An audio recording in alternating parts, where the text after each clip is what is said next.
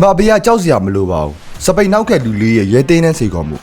ကဘာဗလာစီမီဖိုင်နယ်မတိုင်ခင်မှာပဲစပိန်အတင်းရဲ့နောက်ခဲလူလေးဖြစ်တဲ့ခူပါစီစီကနေအားလုံးကိုအန်းသိစေနဲ့စကားနဲ့ထပ်ပေါ်လာပါတယ်သူကပြည်သိရင်တိုက်စစ်မှုအမာမေနဲ့ပတ်သက်ပြီးသူကကျွန်တော်ကိုလုံးဝမချောက်လက်နိုင်ပါဘူးဆိုပြီးတော့ရဲရဲမုံကိုပြောဆိုလိုက်တာပါကဘာအကောင်းဆုံးတိုက်စစ်မှုတွေကတယောက်ဖြစ်တဲ့အမာပေကိုကြောက်ရွံ့မှုမရှိယုံကြည်မှုအပြည့်နဲ့ရင်ဆိုင်မှုပြည်စင်နေတဲ့ဒီလူငယ်လေးရဲ့တတိကိုဘလုံးလောကချီးကျူးနေကြပါတယ်တကယ်တော့စီမီဖိုင်နယ်ဆိုတာက PR တွေအများဆုံးအချိန်မှာဒါပေမဲ့ခူပါစီကတော့သူ့ရဲ့စိတ်တဲ့ခိုင်မာမှုကိုပြသလိုက်တာပါအမာဘေရဲ့အမြန်နှုံးနဲ့အတွေ့အကြုံကိုခူပါစီရဲ့နေစနစ်နဲ့အသက်တီးကဘယ်လိုမျိုးအနိုင်ယူသွားမလဲဒါမှမဟုတ်အမာဘေကပဲသူ့ရဲ့စွမ်းဆောင်ရည်တွေနဲ့ဒီလူငယ်နောက်ခဲလူကိုတင်ငန်းစာကောင်းကောင်းပေးသွားမလားဆိုတာကတော့ပွဲချိန်မှာပဲအဖြစ်ပေါ်လာတော့မှာ